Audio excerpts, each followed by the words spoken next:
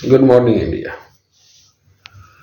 मुझे परमात्मा से मिलना है, रास्ता बतावे। आज का सवाल, आपने अगर गीता का अध्ययन किया होगा या गीता सार कभी आपने मोबाइल में देखा होगा, तब भगवान श्री कृष्ण गीता में कहते हैं अर्जुन को, हे अर्जुन, तुम क्षत्रिय हो और तेरा परम कर्तव्य है युद्ध करना। अगर तुम वीर गति को भी प्राप्त हुए तो चारों दिशा में तेरी प्रशंसा होगी, पर अगर तुम युद्ध से भागी तो चारों दिशा में निंदा होगी तेरी। मतलब क्षत्रिय का परम कर्तव्य होता है युद्ध करना, इसीलिए तुम्हें युद्ध करना होगा क्योंकि तुम क्षत्रिय हो। तो परमात्मा का प्राप्ति का एक ही मार्ग है, कर्म मार्ग, और 100 आदमी में से 5 आदमी ही परमात्मा को प्राप्त कर पाते हैं। 95 आदमी इस पृथ्वी पर आते हैं और जीवन समाप्त कर देते हैं, पर उन्हें परमात्मा प्राप्ति का रास्ता ही नहीं मालूम है और वो भटकते रहते हैं मंदिर, मस्जिद, गिरजाघर। तो आप जो हैं, आप एक किसान हैं तो खेती कीजिए, आप एक पेंटर हैं तो पेंटिंग कीजिए, आप एक क्रिकेटर हैं तो क्रिकेट खेलिए, आप अगर एक सन्यासी हैं तो साधना कीजिए, आप अगर एक राइटर हैं तो लेखनी कीजिए, कविता लिखिए, एक डायरेक्टर हैं तो फिल्म निर्माण कीजिए, एक एक्टर हैं तो एक्टिंग कीजिए, एक लीडर हैं तो लीडरशिप कीजिए।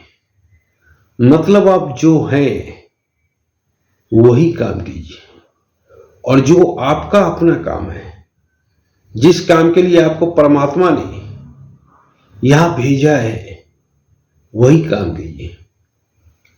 बहुत ऐसे लोग होते हैं जिन्हें मालूम ही नहीं चलता कि परमात्मा ने उन्हें किस काम के लिए भेजा है।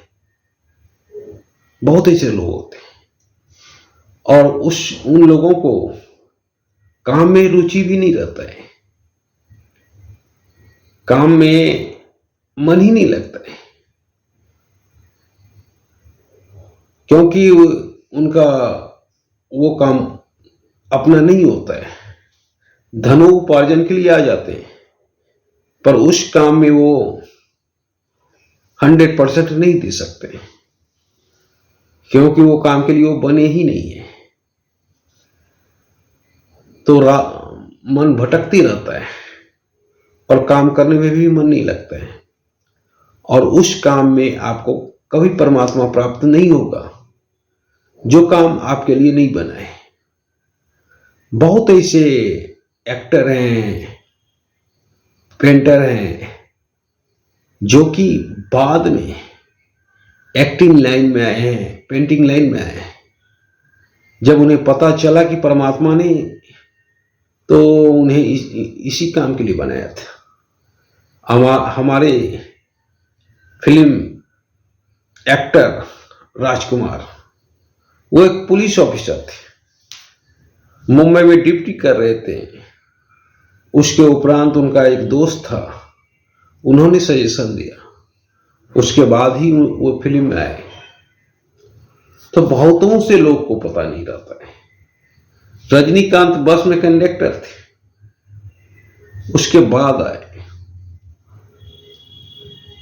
तो बहुत लोग